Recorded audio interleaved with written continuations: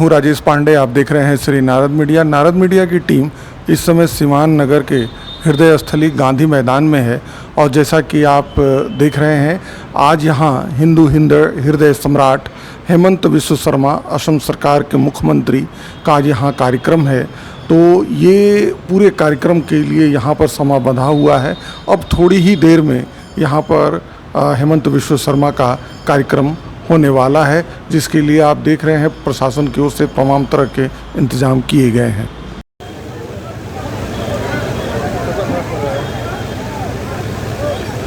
आने दिया जाए, स्वागत करते आएंगे, आने दिया जाए, गेट पर स्वागत करते।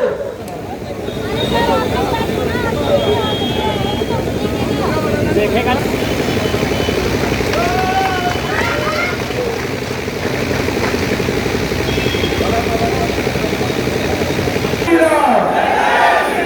ठीक हुआ है। सभा में हमारे बीच में उपस्थित हमारे लोकसभा प्रत्याशी विजय लक्ष्मी कुशवाहा जी, मैं सीवान की पवित्र धरती को नमन करता हूँ, वंदन करता हूँ। सीवान का पवित्र धरती डॉक्टर राजेंद्र प्रसाद जैसा व्यक्ति को जन्म दिया था, जो हमारे पहले राष्ट्रपति भी थे, हमारे संविधान सभा का सभापति भी थे। आज से 1 साल पहले हम लोग मिलके हमारा आसाम का राजभवन में डॉक्टर राजेंद्र प्रसाद जी का एक बहुत अच्छा प्रतिमा भी हमने स्थापित करने का काम किया हो। वही आज यहाँ भी बताते हुए मैं अपना खुशी महसूस कर रहा हूँ। भाइयों और बहनों, चुनाव है, चुनाव में हमें जनता दल यूनाइटेड का उम्मीदवार विजय लक्ष्मी कुशवाहा जी को जिताना है और हमारे ये जो सीवान सीट है, ये सीट भी मोदी जी का 400 सीट में हमें ये सीट का भी नाम लिखवाना है। लिखवाना है कि नहीं? पूरा लिखवाना है बेटा, तुमको भी लिखवाना है। अरे चलो, बहुत बढ़िया है। भाइयों और बहनों, जब हम लोग बोलते हैं कि हमें 400 सीट चाहिए, पूरा विरोधी पक्ष नाराज हो जाते हैं। वो बोलते हैं 400 सीट क्यों चाहिए? चलो 400 नहीं चाहिए, 399 हो जाए तो 399 में वो लोग खुश रहते हैं। लेकिन जब 400 सीट बोलते हैं ना, वो लोग का दिमाग गर्म हो जाते हैं। भाइयों और बहनों, मैं आज तक समझ नहीं पा रहा हूं कि 399 में तुम्हारा नाराजगी नहीं है तो 400 में तुम्हारा नाराजगी क्यों है, ये मैं आज तक समझ नहीं पा रहा हूं। भाइयों और बहनों, हमें 400 सीट क्यों चाहिए? इसका कुछ कारण भी होगा। मंगल भाई ने आप लोगों को बताया, राम मंदिर का प्राण प्रतिष्ठा हुआ। कांग्रेस का एक शख्स है जो महाराष्ट्र कांग्रेस का अध्यक्ष है, उन्होंने बोला, नाना पटोले है उनका नाम, उन्होंने बोला कि अगर कांग्रेस सरकार आएगा तो हम राम मंदिर का दोबारा शुद्धिकरण करूंगा। मैंने पूछा, भाई कांग्रेस पार्टी कैसे राम मंदिर का शुद्धिकरण कर सकता है? बोले क्यों नहीं कर सकता है? मैं बोला पहले बताओ, सोनिया गांधी हिंदू है कि क्रिश्चियन है, ये पहले बताओ हमें ये पहले बताओ। अगर सोनिया गांधी हिंदू है तो अलग होगा, लेकिन अगर सोनिया गांधी क्रिश्चियन हो तो उनको हम राम मंदिर शुद्धिकरण का अनुमति देगा क्या? हम उनको अनुमति देगा क्या? तो ये कांग्रेस पार्टी अभी भी राम मंदिर का पीछे है। लालू यादव अभी भी राम मंदिर का पीछे है। उनका मन है, अगर कोई कारण में कांग्रेस का सरकार बनते हैं ना, वो दोबारा रामलला को कैंप में ले आने का उनका अभी भी मन है। भाइयों और बहनों, हमें देखना पड़ेगा कि रामलला का मंदिर जैसे हमने भव्य मंदिर बनाया उसी ऐसे ही भव्य रूप में रहना चाहिए, हजारों साल रहना चाहिए। जब तक चंद्र और सूर्य रहेगा तब तक हमारा रामलला अयोध्या में रहना चाहिए। भाइयों और बहनों, लेकिन आप लोगों को जरूर ये जानकारी है, हमारा हिंदुओं का 3 मंदिरों पर बाबर और औरंगजेब ने आक्रमण चलाया था। ऐसे तो मुगल हो, मुसलमान जो लोग राजा थे, वो लोग तो देश का जितना भी मंदिर है सब तोड़ने का कोशिश किया था। आसाम में भी किया था, मां कामाख्या का मंदिर भी तोड़ा था, लेकिन वो अलग बात है, हमने इसको पुनर्निर्माण कर लिया। लेकिन हमारा देश में पहले अयोध्या में रामलला का मंदिर का जगह में बाबरी मस्जिद बना। दूसरा, जब औरंगजेब आया उन्होंने हमारे मथुरा में कृष्ण जन्मभूमि में शाही ईदगाह बनवाया और काशी में बाबा विश्वनाथ का मंदिर का सामने ज्ञानवापी मंदिर था, उन्होंने ज्ञानवापी मस्जिद बनाई। भाइयों और बहनों, अभी तक हिंदुओं ने हमें रामलला का मंदिर में प्राण प्रतिष्ठा किया, इसलिए मोदी जी को आप लोगों ने 300 सीट दिया था। भाइयों और बहनों, आप हमें इस बार 400 सीट दीजिए, हम मथुरा में भी कृष्ण जन्मभूमि बनाऊंगा और काशी में भी ज्ञानवापी मंदिर दोबारा हम लोग बनाएगा। बनाना चाहिए कि नहीं चाहिए? बनाना चाहिए कि नहीं चाहिए? औरंगजेब ने जो हमारे कृष्ण जन्मभूमि में शाही ईदगाह बना के दिया है, उनका जगह में दोबारा मंदिर बनाना है कि नहीं हमें? भाइयों और बहनों, हमें बनाना है और मोदी जी अगर 400 सीट मिले तो मैं विश्वास करता हूं कृष्ण का जन्मभूमि भी बनेगा और काशी विश्वनाथ में ज्ञानवापी मंदिर भी बनेगा। ये पक्का है और ये काम हमारे भारतीयों को, हिंदुओं को ये काम भी करना है, यही हमारा संकल्प। भाइयों और बहनों, आप लोग सब जानते हैं, मैं मेरा भाषण का शुरुआत में ही डॉक्टर राजेंद्र प्रसाद का नाम उल्लेख किया। डॉक्टर राजेंद्र प्रसाद, बाबा साहेब अम्बेडकर ने हमें एक संविधान दिया जो हमारे लिए भागवत गीता जैसा, धर्म ग्रंथ जैसा ही है। आप लोग देखिए संविधान में क्या लिखा हुआ है कि एसटी को रिजर्वेशन मिलना चाहिए, शेड्यूल कास्ट को रिजर्वेशन मिलना चाहिए और किसको मिलना चाहिए? अति पिछड़ा ओबीसी को रिजर्वेशन मिलना चाहिए। और मोदी जी ने क्या किया? शेड्यूल ट्राइब का रिजर्वेशन, शेड्यूल कास्ट का रिजर्वेशन, अति पिछड़ा का रिजर्वेशन, साथ में अति पिछड़ा का आयु, संवैधानिक स्वीकृति, सब कुछ उन्होंने किया। अभी लालू यादव क्या बोल रहा है कि मुसलमानों को भी रिजर्वेशन देना चाहिए। बोल रहा है कि नहीं बोल रहा है? बोला है ना? धर्म का आधार में भारत में रिजर्वेशन हो सकता है क्या? भारत में धर्म का आधार में रिजर्वेशन हो सकता है क्या? कर्नाटक में कांग्रेस सरकार ने मुसलमानों को 60% रिजर्वेशन दिया। किसका कोटे काट कर? ओबीसी अति पिछड़े का कोटा काट के मुसलमानों को रिजर्वेशन दिया। आंध्र प्रदेश में मुसलमानों को रिजर्वेशन दिया। अभी लालू यादव बोल रहा है पूरा देश में मुसलमान का रिजर्वेशन होना चाहिए। मैं लालू यादव को बोलना चाहता हूं, पहला जैसा भी हिंदू नहीं है, हिंदू जाग उठा है, रिजर्वेशन धर्म का आधार में हो ही नहीं सकता है। अगर आपको रिजर्वेशन मुसलमान को देना ही आप चाहते हो, चला जाओ पाकिस्तान में और पाकिस्तान में रिजर्वेशन होगा। भारत में नहीं होगा। आप जाके पाकिस्तान में आप मुसलमान को रिजर्वेशन दे देना, हमारा कोई आपत्ति नहीं है। भाई और बहनों, आप लोग सिवान में भी देखा होगा और मैं असम में भी हर दिन देखता हूं, एक एक मुसलमान व्यक्ति 4 शादियां कर लेते हैं। वो सब लोग नहीं, जिसका चाहते हैं 4 शादियां करता है। कैसे शादी कर सकता है? अगर एक पत्नी को आपने धर्म पत्नी मान लिया तो दूसरा क्यों शादी करेगा, तीसरा क्यों शादी करेगा, चौथा क्यों शादी करेगा?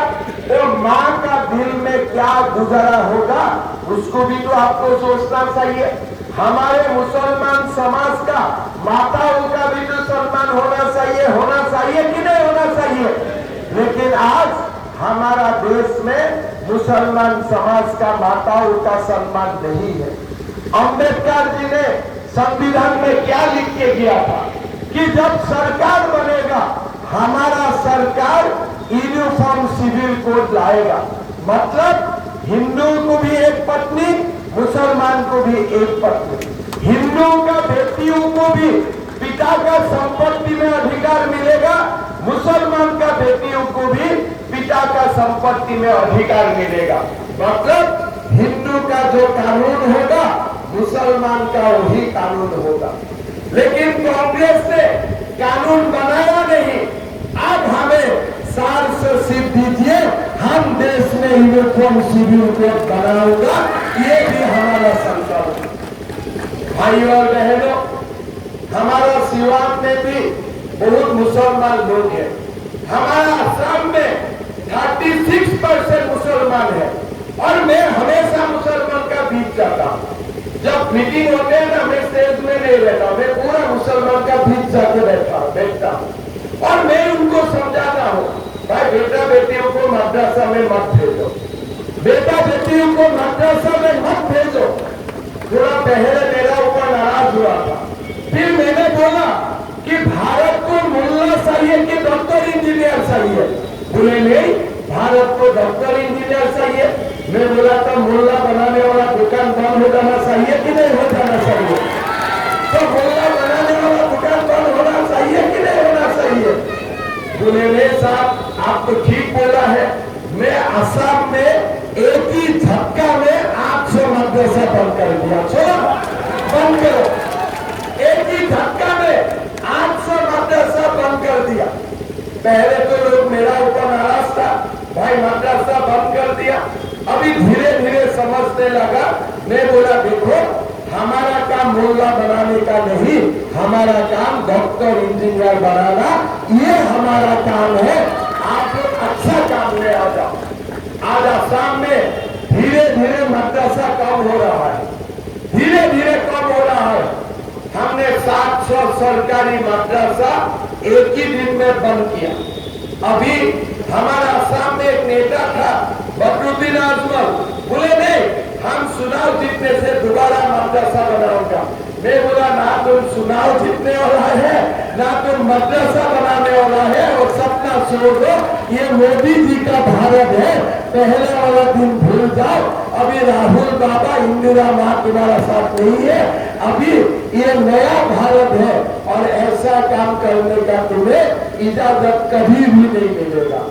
भाई और बहनों, हमारे जो कश्मीर थे एक थे, हमारे जो कश्मीर है वो एक थे।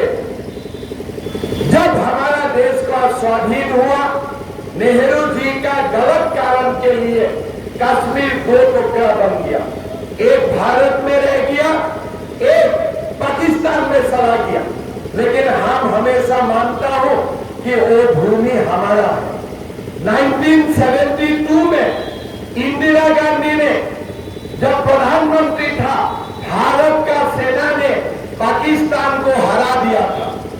हम हो सकते थे वो समय, पाकिस्तान को हम बोल सकते थे कि तुम्हारा लोगों को हम भारत से मुक्ति नहीं करूंगा जब तक तुम हमें वो कश्मीर नहीं दे देते हो। लेकिन इंदिरा गांधी ने तुष्टीकरण के लिए पाकिस्तान से वो वाला कश्मीर लेके नहीं आए।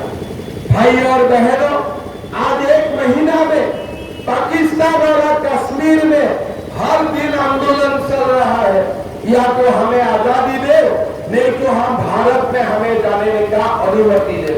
भाई और बहनों, मोदी जी को एक बार सार से सीट दीजिए, हम ये वाला कश्मीर को भी भारत लेके आऊंगा, ये भी हमारा गारंटी है। भाई और बहनों, ये नया भारत है, ये नया भारत है। पहला वाला भारत आप भूल जाओ, जो भारत में बोला गया था कि संपत्ति का पहला अधिकार मुसलमान का होगा। नहीं, हमारे संपत्ति का पहला अधिकार गरीबों का होगा, शेड्यूल ट्राइब का होगा, शेड्यूल कास्ट का होगा, अति पिछड़ा का होगा, मुसलमान का हो ही नहीं सकता है। भाई और बहनों, आज मोदी जी सभा में बोल रहा है, कांग्रेस पार्टी ने क्या किया था, हमारा सरकार में अगर 100 रुपया होगा, 15 रुपया मुसलमानों को दिया जाएगा। सरकार ऐसे चलता है क्या? सरकार ऐसे चलता है क्या ये रास्ता में खाली मुसलमान जाएगा, हिंदू नहीं जाएगा? ये स्कूल में मुसलमान पढ़ेगा, हिंदू नहीं पढ़ेगा? ऐसे समाज चल सकता है क्या? इसीलिए मोदी जी ने बोला है, जब तक मैं जिंदा हूं तब तक हमारा संपत्ति का बंटवारा नहीं हो सकता है, ये मोदी जी बार बार बोल रहा है।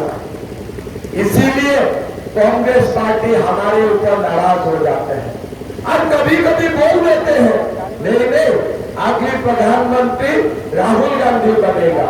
बन सकता है, लेकिन भारत में भी जो नहीं बनेगा उनको टिकट काट के हम लोग पाकिस्तान भिजवा दूंगा, और पाकिस्तान में एक बार ट्राई करके देख लो, अगर बन सकता है तो ठीक है, लेकिन भारत में दोबारा ना कांग्रेस आने वाला है, ना लालू यादव आने वाला है, ना अखिलेश यादव आने वाला है। वो दुकान बंद हो चुका है, वो दुकान और कभी खुलेगा नहीं। भाई और बहनों, आप लोग देख सकता है, हमारे प्रधानमंत्री जी ने बिहार में हमारा मुख्यमंत्री नीतीश कुमार जी का साथ मिलके हमारा पूरा बिहार का कल्याण के लिए काम किया। सुबह में जब यहाँ आए थे, मैंने पूछा था, सीवान जिले में हमारे 56,000 गरीब लोगों को प्रधानमंत्री आवास योजना का घर मिला।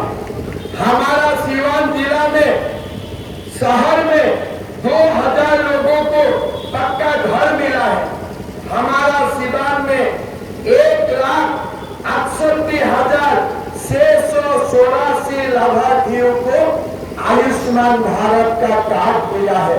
5 लाख रुपया तक हम फ्री इलाज कर सकता हूँ।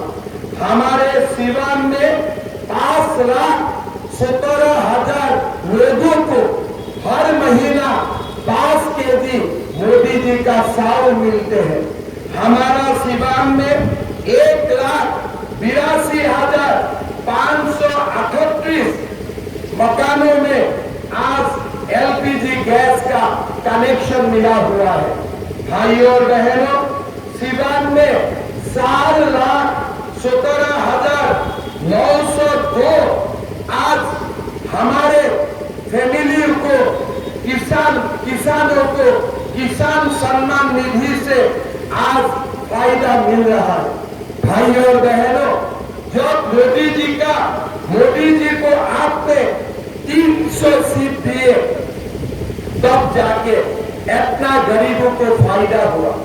अगर आप मोदी जी को 400 सीट देते हैं, इससे भी दुगना लोगों को फायदा होगा कि नहीं होगा? होगा कि नहीं होगा? इसीलिए भाई और बहनों, गरीबों का उत्थान के लिए, हमारा समाज को संस्थापित करने के लिए, कृष्ण जन्मभूमि बनाने के लिए, काशी में मंदिर बनाने के लिए, रामलला को सुरक्षित करने के लिए, हमारे देश में यूनिफॉर्म सिविल कोड लाने के लिए और पाक ऑक्युपाइड कश्मीर को भारत में लाने के लिए हमें विजय लक्ष्मी कुशवाहा जी को जिताना पड़ेगा। पड़ेगा कि नहीं पड़ेगा? पड़ेगा ना? यहाँ में जो लोग है ना, पहले वाला दिन सलाह दिया है। हमारा असम में भी ऐसा पहले गुंडे थे। हमारा सरकार आने का बाद 200 से अधिक गुंडा को मैं इलाज कर चुका हूँ, बढ़िया से इलाज कर दिया हूँ। अभी गुंडा का दिन नहीं चलेगा। अभी हमारे मोदी जी का नेतृत्व में नया बिहार बनाने का कर्म यह चलेगा। यही हमारा नया भारत है, यही हमारा नया बिहार है। भाई और बहनों, आप लोग सब मिलके विजय लक्ष्मी बहन को जिताइए और मोदी जी का 400 सीट में सिवान जल होना ही चाहिए। होगा कि नहीं होगा? होगा कि नहीं होगा? देखिए, हम लोग वोट देने नहीं आएगा तो हमारा वोट नहीं देने का फायदा भी ये मुसलमानों को रिजर्वेशन देने वाला उठाएगा कि नहीं उठाएगा? हम अगर सब लोग सोचते हैं नहीं विजय लक्ष्मी जो जीतने वाला है, आज हम लोग वोट नहीं देने से भी होगा, ऐसे नहीं होते हैं। अगर हम लोग वोट नहीं दूंगा तो ये मुसलमानों को रिजर्वेशन देने वाला लालू यादव का पार्टी जीत जाएगा। इसीलिए हमें वोट देने के लिए आना भी है और विजय लक्ष्मी जी को वोट भी देना है। ये दोनों काम करना है। कोई लोग बोलते हैं बहुत गर्मी है, अरे गर्मी छोड़ दीजिए। हमारा धर्म को बचाने के लिए, समाज को बचाने के लिए चाहे गर्मी एक जगह में चला जाए, हम लोग तो वोट स्टेशन में जाएगा, पोलिंग स्टेशन में जाएगा, मोदी जी को देश का प्रधानमंत्री बनाऊंगा, यही हमारा संकल्प होना चाहिए। भाई और बहनों, एक बात मैं मंगल भाई को बोलना चाहता हूँ। अभी हम असम में एक नया योजना का शुरू किया। इसलिए राम मंदिर बहुत लोगों ने टीवी में देखा है, रामलला को टीवी में देखा है, सबको रामलला दर्शन करने के लिए मन है कि नहीं आप लोगों का? खास करके माताओं का सबसे ज्यादा मन है कि एक बार रामलला दर्शन करने जाना है। असम में हमने, हमारा छोटा प्रदेश है, हमने ये निर्णय लिया हो कि इस बार 1 लाख लोगों को सरकारी खर्चा में हम लोग रामलला दर्शन के लिए लेके जाएगा। मैं मंगल भाई को निवेदन करूंगा, बिहार से कम 5 लाख लोगों को सरकारी खर्चा में रामलला का मंदिर दर्शन करवाने के लिए लेके जा रहा है। जाना चाहिए कि नहीं जाना चाहिए? तो मैं तो बाकी वादा नहीं करता हूँ, लेकिन एक वादा मैं जरूर करूंगा, हर दिन में मंगल भाई को फोन करूंगा कितना लोग आप रामलला देखने के लिए भेजा है। ठीक है ना? फोन करना चाहिए कि नहीं चाहिए? तो हर दिन में प्रेशर करूंगा कि रामलला दर्शन के लिए ले जाइए। और जब रामलला आप लोग का दर्शन होगा ना, तब मन में कृष्ण जन्मभूमि में भी संकल्प जागृत हो जाएगा कि हमें रामलला से हम संतुष्ट नहीं है, हमें कृष्ण जन्मभूमि में चाहिए, हमें ज्ञान वापी मंदिर में चाहिए ना? सबको चाहिए ना?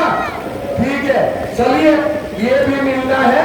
खाली 400 सीट मोदी जी को दीजिए। बहुत बहुत धन्यवाद। जय हिंद, वंदे मातरम। रिजल्ट कौन दिन देने वाला है? 4 तारीख को। लेकिन मैं तो आज ही रिजल्ट देना चाहता हूँ कि सिवान में विजय लक्ष्मी जी जीत किया है, इसीलिए मैं विजय माला को आज ही पहना देता हूँ। ठीक है? बाकी आप, लेकिन मेरा नाम रखना, सम्मान रखना। मैंने तो विजय माला पहना दूंगा, फिर आपको वोट देने लिए वैसे क्या होगा? आएगा कि नहीं आएगा? आएगा ना? सब लोग आएगा ना? हाँ, मेरा सम्मान रखना। और आप लोग भी रामलला का भी दर्शन में जाना है। कभी समय मिलने से कामाख्या दर्शन के लिए भी आइए।